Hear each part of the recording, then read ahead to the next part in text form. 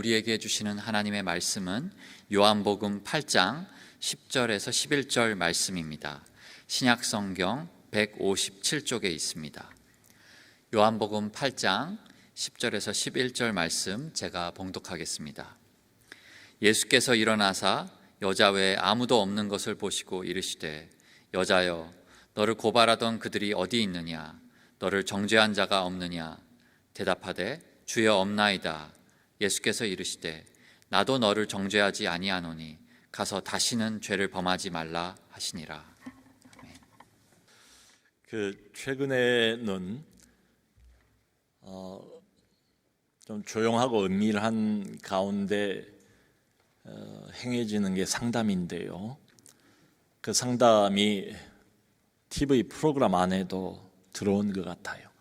그래서 공개적으로 많은 대중들이 시청을 하는 가운데 상담을 받습니다. 최근에 이제 어느 프로그램에서 매주마다 이렇게 상담을 진행을 하는데 유명한 상담사를 모시고 또 몇 사람 이렇게 도우미들이 앉아서 상담을 받을 사람을 가운데 놓고 이제 상담을 진행을 해요. 근데 나오는 등장한 사람들 보니까 유명인사들 또 잘 알려진 연예인들이 나와서 이렇게 상담을 받아요. 근데 이분들이 상담이 진행이 된 지 얼마 안 있으면 대개는 이렇게 눈물을 보이고 또 눈물을 흘려요. 그러니까 자기의 어떤 마음의 깊은 곳에 뭔가가 와 닿은 거지요. 깊은 공감, 또 마음의 어떤 깊은 터치, 이런 것들 때문에 눈물을 흘리는 것 같아요. 그래서 말씀들을 되게 들어보면 어린 시절에 받았던 그 상처들이 참 많은 것 같아요. 참 주변으로부터 부모님들로부터 받았던 그 상처가 이제 세월이 지나가면서 격해이 쌓인 거지요. 근데 그게 완전히 사라지지는 않았어요. 그래서 흔히 말하는 성인 아이가 되어서 나이는 먹었지만 여전히 아이처럼 그 문제를 안고 살아가는 거지요. 얼마 전에는 잘 알려진 이제 연예인 부부가 나와서 상담을 받았어요. 이제 부부 상담입니다. 30년 이상을 부부로 이렇게 지내왔다는데 부인이 굉장히 많이 고생을 한 것 같아요. 남편이 보통 고집이 아니고 때로는 상식 이상의 상식적으로 이해할 수 없는 이런 행동을 하고 또 술을 많이 마시고 많이 마음고생을 한 것 같아요. 마음이 썩을 대로 썩고 문드러질 대로 문드러지고. 그런데 그 상담 과정 중에 이 남편이 이제 이야기를 들으면서 뭔가 깨달음이 왔는가 봐요. 참 난생 처음으로 부부 생활한 지 처음으로 이 남편이 마음을 담아서 여보 내가 미안해라고 한마디를 했어요. 근데 그 말을 듣고 이 부인이 그냥 우는데 이게 그냥 우는 게 아니고 걷잡을 수 없이 마치 번물 터진 것처럼 오열을 하면서 팡팡 소리를 내서 웬만하면 카메라가 비추고 있다는 걸 의식을 하니까 그러지를 못할 텐데 우는 모습을 봤습니다. 참 누군가 내 그 속마음을 있는 그대로 받아줄 때에 그냥 무장해제가 되는 것 같아요. 우리 마음이 이렇게 녹아내리는 것 아닌가.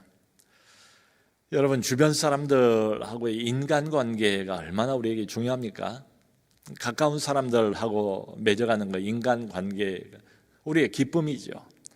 또 잘못하면 우리의 불행이고 우리의 비극이고 우리의 슬픔이 되기도 하지 않습니까? 만일 예를 들어서 나하고 가까운 사람, 늘 봐야 되는 사람인데 나만 보면 늘 그 사람이 지적을 해요. 잔소리를 해요. 내 사정이나 입장은 전혀 고려도 안 하고 들을 생각도 안 해요. 그러면서 계속해서 차가운 반응만 보인다. 전혀 공감해 주지를 않는다. 내가 무슨 말을 하려고 해도 들어주지도 않고 그걸 받아주지도 않는다. 여러분 그러면 어떤 느낌이 들까요? 그냥 마음이 경직되지 않겠습니까? 나도 마음이 그냥 금방 어두워지지 않겠습니까? 그게 아닌 게 아니라 말 한마디 하는 게 무슨 돈이 드는 것도 아닌데 우리는 그 말을 입 밖으로 내뱉지 못한 채 몇십 년을 살아갑니다. 수고했어, 고마워, 미안해, 이런 말, 간단한 말인데도 불구하고 우리는 그 말을 선뜻 내뱉지를 못해요. 그러니까 공감하고 소통하고 상대방을 이해하려고 하는 것보다는 그저 일반적으로 사람들이 얼른 지적하고 또 비난하고 정죄하고 여기에 빠른 것 아닌가. 이게 더 쉽고 이게 더 익숙한 것 아닌가. 가만히 생각을 해보니까 이게 바로 타락해버린 우리 인간들의 본성이 아닌가. 여러분, 남을 비판하는 한 그 전제는 뭔가 하면 나는 정당하다, 이거 아니겠어요? 그 대표적인 사람들이 오늘 본문에도 드러나 있는 바리새인과 서기관들입니다. 종교인들이죠. 오늘 본문은 사실은 요한복음 8장 1절부터 11절까지예요. 그걸 좀 줄여서 나중에 2절만 읽었습니다. 근데 발단은 간음하다 현장에서 잡힌 한 여자를 이 바리새인들과 서기관들이 끌고 온 거예요. 예수님 앞으로. 그리고는 아주 다그치듯이 거칠게 질문을 합니다. 선생이요, 모세는 율법에 이런 여자는 돌로 쳐서 죽이라고 명백히 기록을 했습니다.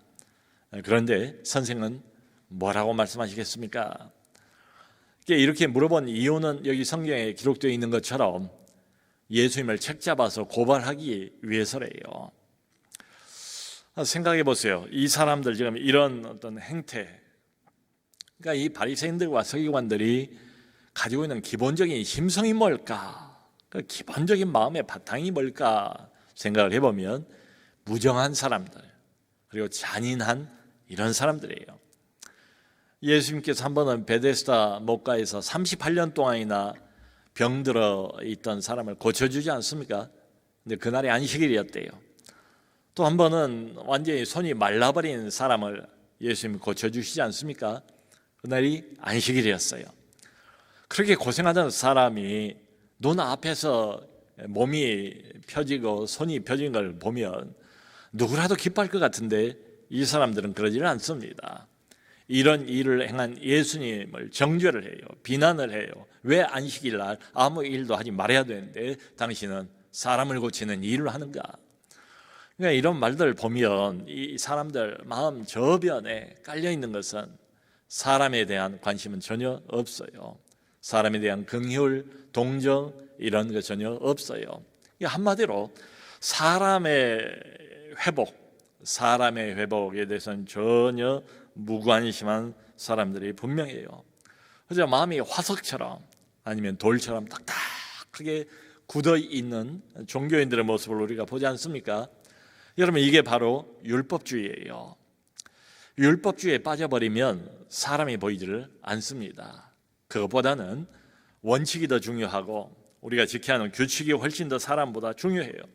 그리고 옳고 그런 것만 자꾸 따져요. 흑백 논리 이걸 앞세우죠. 아주 강한 목소리로 자기 주장만을 이제 반복을 합니다. 상대 입장을 헤아릴 생각은 전혀 하질 않아요. 우리는 일반적으로 이런 사람들은 이제 센 사람이다. 그 만나면 항상 옳은 소리만 해요. 그러니까 얼핏 보면 완벽해 보여요. 근데 여러분, 이런 사람이 있다면 이런 사람이 옆으로 가고 싶을까요? 이상하게 옆으로 가면 주눅이 들어요. 왠지 모르게 이런 사람들은 좀 할 수 있으면 피하고 싶지 않습니까? 여러분, 율법 자체가 잘못된 것일까요? 그럴 리는 없죠. 율법은 하나님의 거룩한 말씀 아닙니까? 그런데 율법 자체는 잘못이 없다 할지라도 이 율법을 사용하는 아니면 이용을 하는 이 사람들의 마음의 자세, 태도, 이게 문제인 거죠.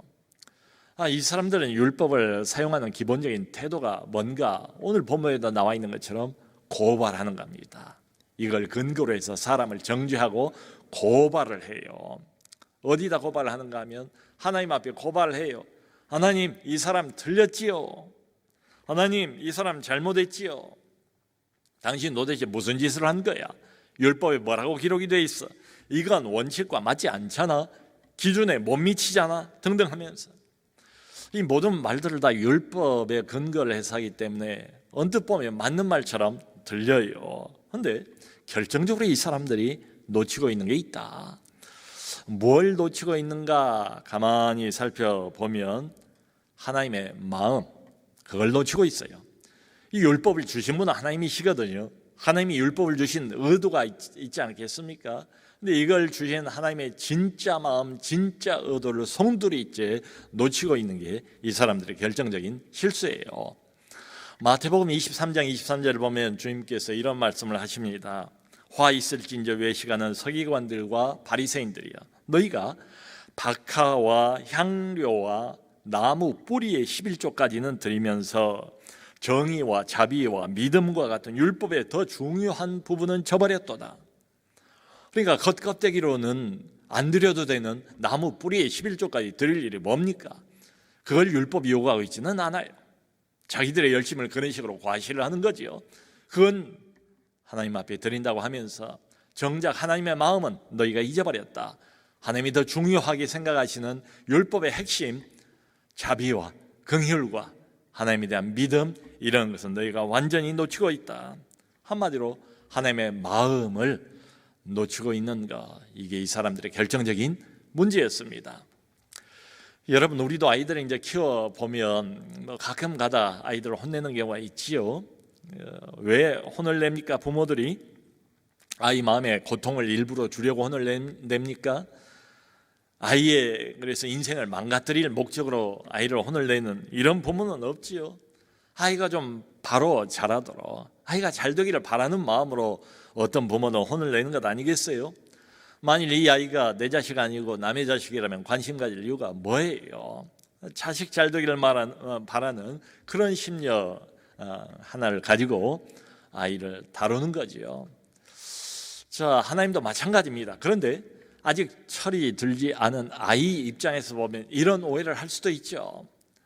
내 부모는 나를 싫어해, 나를 미워해, 밤낮 잔소리하고 밤낮 지적하고 그리고 나를 항상 혼내고 결국 나를 이렇게 해서 파괴하고 말 거야 라고 오해를 할 수도 있겠지요. 자, 여러분, 그러므로 하나님이 우리 잘 되라고 주신 이 율법도 하나님의 말씀도 잘못하면 이 잘못한다는 게 다른 게 아니고 하나님의 마음을 읽지를 못하면, 이걸 우리에게 주신 하나님의 원래 의도, 하나님의 속마음, 진짜 마음이 따로 있는데 그것을 읽지를 못하면 얼마든지 오해할 수가 있다. 그리고 여기 바리새인들처럼 그저 이 율법을 이용해서 사람을 고발하고 사람을 정죄하는 것으로만 사용할 수도 있죠. 분명히 여기 종교인들은 하나님의 마음하고는 거리가 멀어 보여요. 자, 그런데 지금 끌려와 있는 이 여인은 어떨까요? 이 여자를 봐도 이 여자 역시 문제가 많아 보여요. 고발을 당했습니다. 그런데 이 여자가 오늘 본문을 그대로 이렇게 우리가 들여다본다면, 여러분, 여자가 회개하는 그런 암시가 있습니까? 여자가 좀 뉘우친 것 같습니까? 아니면 여자가 나중에라도 자기의 잘못을 고백하고 있는 장면이 등장합니까? 전혀 없어 보여요. 그래서 이렇게 보면 이 여자도 문제가 많다. 자기 하고 싶은 대로 정욕대로 살다가 간음까지 저지르고 그리고 그게 발각이 됐어요.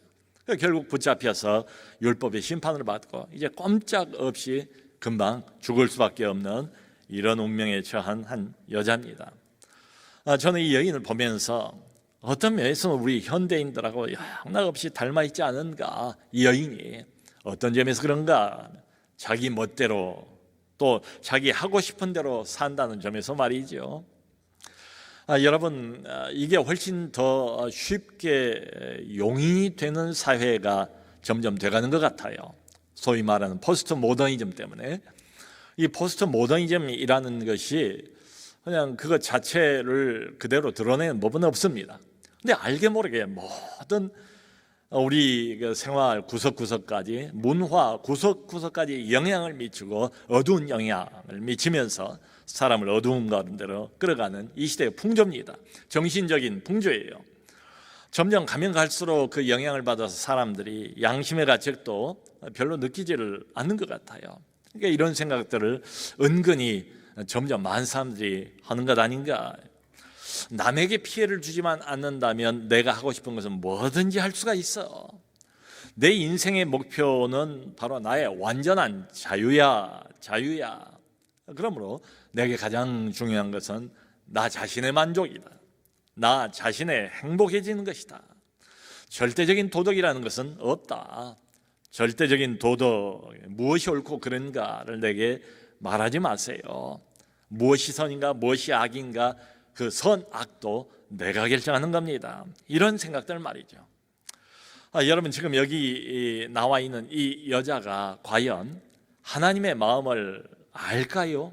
그럴 리가 없지요. 하나님의 마음을 알면 여기까지 안 왔겠죠. 간음을 저지르지 않았겠죠. 또 하나님의 마음을 안다면 정말 나중에라도 깨닫고 회개를 진심으로 하지 않겠습니까? 그런데 언뜻 보면 이 여자는 아직까지도 하나님에 대한 감각이 없어 보입니다. 죄에 대한 감각도 전혀 없어 보입니다. 그저 자기 욕망대로 살아온 것 같아요. 자기 만족을 위해서 소위 말하는 자유를 추구하면서 여기까지 살아왔습니다. 뭐 어때? 서로 사랑하는데 어쩌다 내가 재수없게 걸린 거지, 이런 생각을 하고 있을지도 모르겠어요. 만일 그렇다면 이 여자는 그 시대에 굉장히 진보적인 여성이 아닌가, 참 신여성이라고 부를 수 있을 정도로 말이죠. 자, 그런데 여러분, 오늘 본문을 보면 이 사건 현장에 참 특별한 사건입니다. 사건 현장에 이 바리새인들, 종교인들만 있는 게 아니고 또 이 여자만 있는 게 아니고 상당히 많은 백성들이 현장에 있었어요. 많은 백성들이 이 광경을 유심히 지켜보고 있었습니다. 자, 그러면 여러분, 여기 이 많은 백성들, 하나님의 백성들, 유대인들, 이 하나님의 마음을 과연 아는 사람들일까요? 그렇게 보이지 않아요. 되게 이제 군중 심리를 사람들이 모일 땐 따라가지 않습니까? 대중들은 그래서 부화내동하기가 쉬워요. 그러니까 이 종교인들에게 부화내동, 그걸 당하여서 이 백성들도 이제 여기 앞에 참 비참하게 무릎을 꿇고 있는 이 죄인, 이 여자를 막 정죄하는 데 동참하려고 하는 그런 순간입니다. 여러분, 오늘날도 우리가 살아가는 삶, 생활 안에 이 세 부류의 사람들이 그대로 나타나는 것 같아요. 어떤 사람들은 쉽게 흥분합니다. 다짜고짜 흥분하면서 어떻게 그럴 수가 있는가 하면서 마구잡이로 정죄를 해요. 또 상당히 많은 사람들은 눈치를 보지요. 대개 이제 여론의 흐름이 어떤가, 다수의 대중의 의견이 어떤가, 그걸 따라서 일반적으로 정죄하는데 동참을 하는 것 같아요. 그럼 뭐 수많은 댓글, 악플들을 보면 알 수가 있죠. 여론 재판과 인격살이 또 오늘날 또 화두가 되어 있지 않습니까? 그런가 하면 뭐 정죄를 좀 받는다 할지라도 어떠랴 하면서 양심에 전혀 가책도 못 느끼는 이런 뻔뻔한 사람들도 우리 주변에 있어요. 자, 그러니까 이 세 부류의 사람들 중에서 어느 한 사람도 하나님의 속마음을 제대로 알고 이 상황을 제대로 판단할 수 있는 사람은 한 사람도 없어 보여요. 그런 상황 한 복판에서 예수님께서 7절에 이렇게 말씀하십니다. 너희 중에 죄 없는 자가 먼저 돌로 이 여자를 치라. 많은 사람들이 여기 모여 있는데 너희 중에 그 누구라도 스스로 죄가 없다라고 자신할 수 있는 사람이 있다면 그 사람이 먼저 돌로 이 여자를 쳐라. 그냥 돌로 치라 이런 말씀이 아니고 먼저 치라. 먼저라는 단어를 일부러 사용하신 이유는 각자 한 사람 한 사람의 양심을 하나님께서 겨냥을 하신 거죠. 이 말씀을 듣고 나이 많은 어른으로부터 젊은이에 이르기까지 한 사람 한 사람씩 양심의 가책 때문에 그 자리를 다 떠났대요. 여러분, 그러니까 이 종교인들이 예수님에게 거칠게 몰아붙였던 그 질문, 선생이요, 당신은 뭐라고 말씀하시겠습니까? 예수님께서 대놓고 모세 율법이 그러하니 율법대로 이 여자를 사형을 집행하라 이렇게 말씀하신 게 아니에요. 그렇다고 해서 율법은 그렇게 말하지만 이 여자를 용서하라 이렇게 말씀하신 것도 아니에요. 대신에 하나님 말씀 그 율법 앞에서 너는 어떤 사람인가? 너희가 그토록 믿고 의지하는 이 율법을 가지고 남을 정죄하는 데 사용하지 말고 너 자신을 먼저 비춰보는 데 사용하라 이런 말씀이죠. 여러분, 아닌 게 아니라 예수님의 이 말씀은 오늘 우리에게도 그대로 적용이 되지 않습니까? 지금 더군다나 이제 대선 전국이라 이미 보통 명사가 되어버린 단어가 하나 있어요. 내로남불. 내로남불. 서로 정죄합니다. 서로 비난합니다. 그러니까 이 사회에 그 어느 때보다도 정죄가 넘치지 않습니까? 그렇다고 해서 우리 한국 사회가 변합니까? 달라집니까? 더 좋아집니까? 정죄가 넘친 만큼 범죄도 더더욱 넘치지 않습니까? 그러니까 이게 해결이 아니라는 게 분명하지요. 이렇게 해서 주변에 있던 사람들이 다 곁을 떠났대요. 결국 예수님과 그 여자 두 사람만 덩그러니 남게 됐대요. 그리고는 우리가 아까 읽었던 10절에서 예수님께서 이번에 이 여자에게 이제 서로 1대1로 독대를 하게 된 이 상황입니다. 이 여자에게 이렇게 물어보세요. 여자여, 너를 고발하던 그들이 어디 있느냐? 너를 정죄한 자가 없느냐? 여러분, 예수님께서 과연 지금 상황이 어떤 상황인가를 몰라서 이걸 질문하는 걸까요? 아니, 이 상황을 이렇게 만드신 분이 주님이시잖아요. 지금 사람이 하나씩 하나씩 다 떠나버리고 아무도 없고 텅 비어있다는 걸 예수님이 모를 리가 없는데 왜 예수님이 굳이 이런 질문을 여자에게 던지고 계실까? 그런데 예수님이 이렇게 던지신 질문을 보면 하나의 힌트가 있어요. 예수님이 사용하시는 이 표현 중에 여자여, 너를 고발하던 그들, 고발이란 단어를 쓰시고 그들이 어디 있느냐? 너를 정죄한 자가 없느냐? 정죄라는 단어를 일부러 사용을 하십니다. 그러니까 이건 뭔가 하면 이 여자를 앞에 놓고 예수님께서 이 여자가 실제로 무슨 짓을 저질렀는가, 이 여자가 행했던 범죄를 상기를 시키는 거죠. 아닌 게 아니라 죽을 죄를 지었지 않습니까? 죽어 마땅한 죄를 이 여자가 짓지 않았습니까? 그러니까 이 여자도 여기까지 끌려오면서 죽을 줄 알았을 겁니다. 상황을 보아하니 빠져나가기는 힘들고 결국은 내가 여기서 인생을 마감하는구나, 공포와 패닉과 두려움, 이걸 피할 수 없었겠지요. 근데 갑자기 반전이 되는 거예요.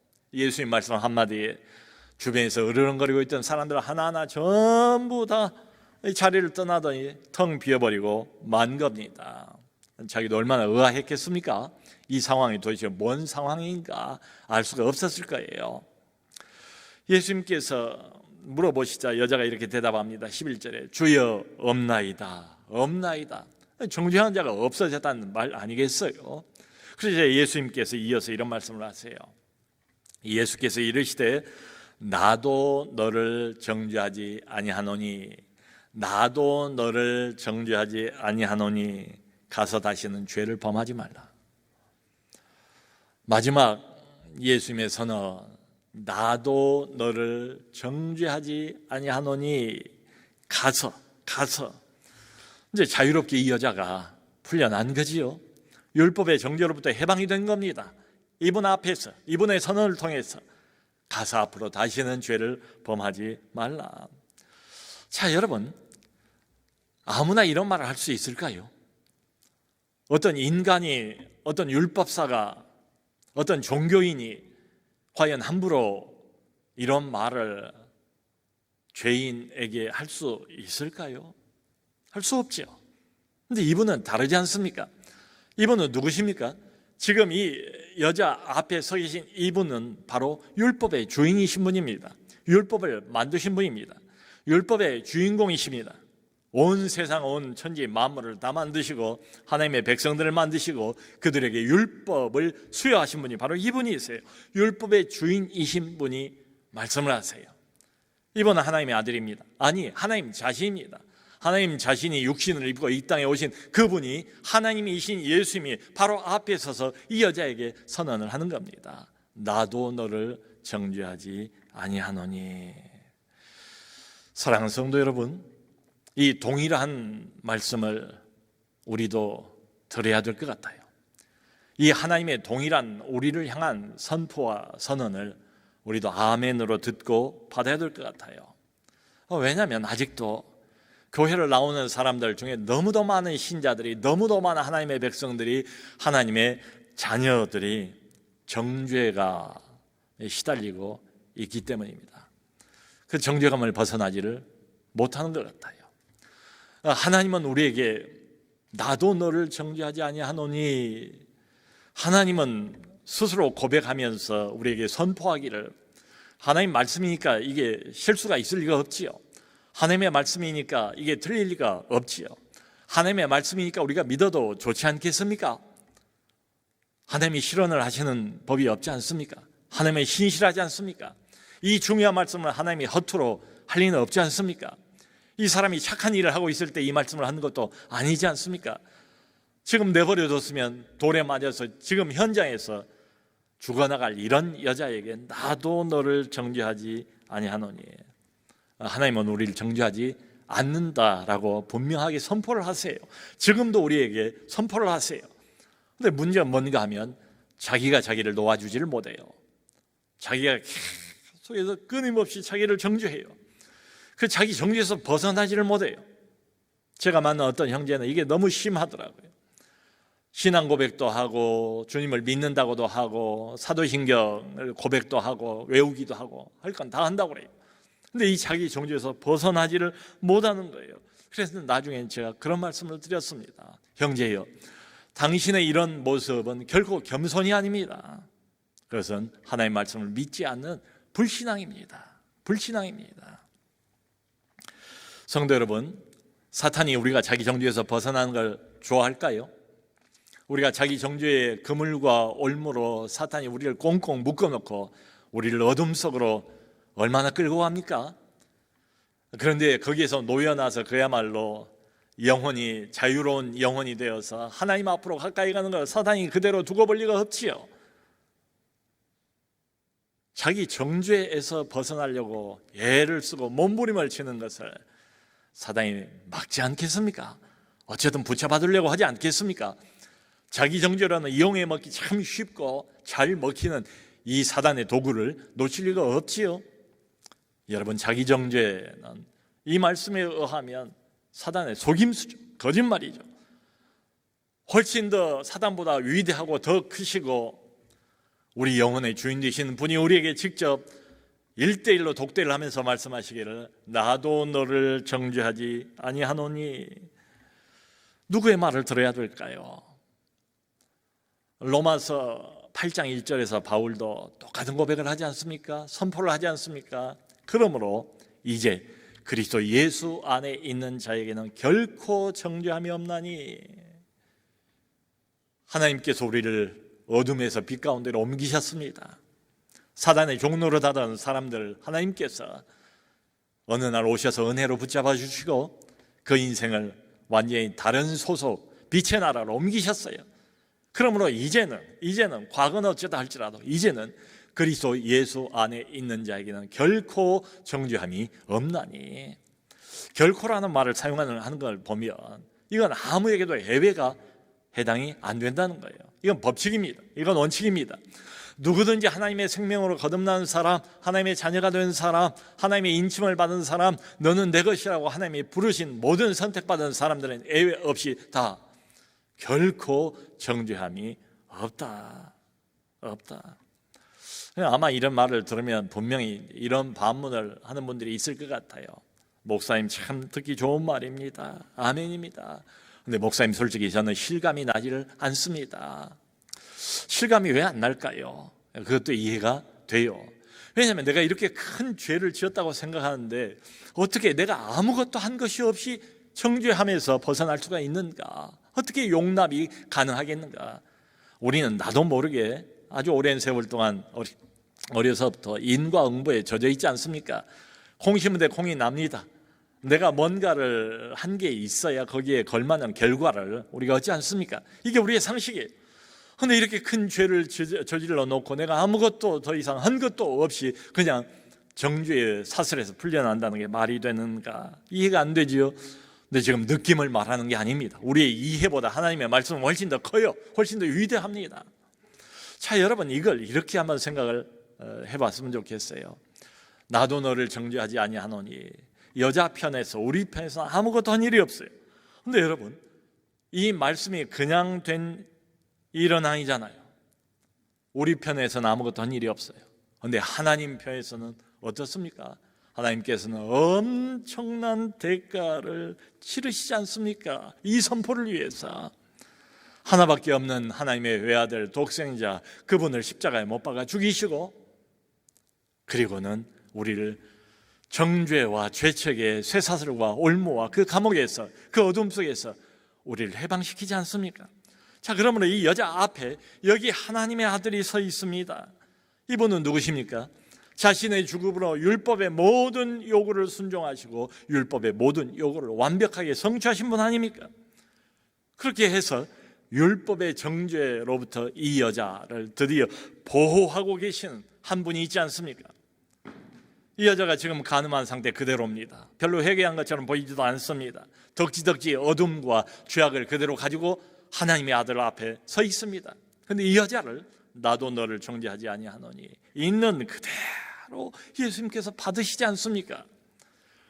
있는 그대로 받으시지 않으면 이런 말을 할 수가 없지요. 여러분, 있는 그대로 받으신다고 해서 간음해도 괜찮다 이런 말은 아니잖아요. 이 여자가 간음했습니다. 죽어야 할 죄 맞습니다. 그럼에도 불구하고, 범죄에도 불구하고 이 여자가 치러야 할 죄값으로 대신 자기 목숨을 내어주시고 이 여자를 감싸주신 분이 여기 서 있지 않습니까? 그래서 용서하신 분이 여기 서 있지 않습니까? 성도 여러분, 근데 여기서 끝나는 게 아니에요. 예수님께서 여자여 나도 너를 정죄하지 아니하노니 말씀을 하신 다음에 한마디를 더 하세요. 어쩌면 우리에게는 이 한마디가 더 중요할지도 모르겠어요. 가서 다시는 죄를 범하지 말라. 우선은 있는 그대로 이 여자를 받으셨습니다. 근데 거기서 멈추지 않아요. 우리 하나님은 멈추신 법이 없어요. 자, 그러므로 우리가 있는 그대로라는 이 참 매력적인 표현, 종종 우리가 많이 듣습니다. 얼마나 달콤한 표현입니까? 하나님께서 우리에게 이런 말씀을 하시고 이런 고백을 하신다고 할 때 우리는 얼마나 참 마음이 녹아듭니까? 내 모습이 있는 그대로 못났지만 있는 그대로 하나님이 나를 받으십니다. 얼마나 참 감사한 말입니까? 그런데 이렇게 우리가 오해를 해서는 안 될 것 같아요. 그래, 하나님이 있는 내 모습 이대로 나를 받으셔. 나는 이대로 하나님에게 사랑받는 존재야. 자, 못난 모습에도 불구하고 여전히 흠이 많고 여기저기가 찌그러져 있어요. 못난 모습이에요. 못난 모습에도 불구하고 여전히 하나님이 있는 그대로 받으신다. 나를 사랑하신다. 정죄하지 않으신다. 사랑받는 존재가 됐다. 그런 뜻이라면 이게 맞습니다. 근데 이건 아니에요. 못난 모습 이대로 여기에 계속해서 그러므로 머물러도 좋다. 있는 그대로가 이 모습 이대로 여전히 허물 많지만 하나님이 받으신다며 그러므로 내가 나를 고칠 생각 안 해도 돼. 언제까지나 내가 아무리 망가진 모습을 보여도 우리 하나님은 언제나 용서하시니까 있는 모습 이대로 이 자리에 그대로 머물러도 좋다라는 생각이면 이건 완전히 틀린 겁니다. 하나님의 마음을 전혀 읽지 못한 거죠. 또 다른 착각이에요. 자기 강화밖에 안 돼요. 하나님의 용서를 빙자한 자아 집착밖에 안 돼요. 그러므로 사랑하는 성도 여러분, 우리 주님께서 지금 두 마디를 하시는 셈이에요.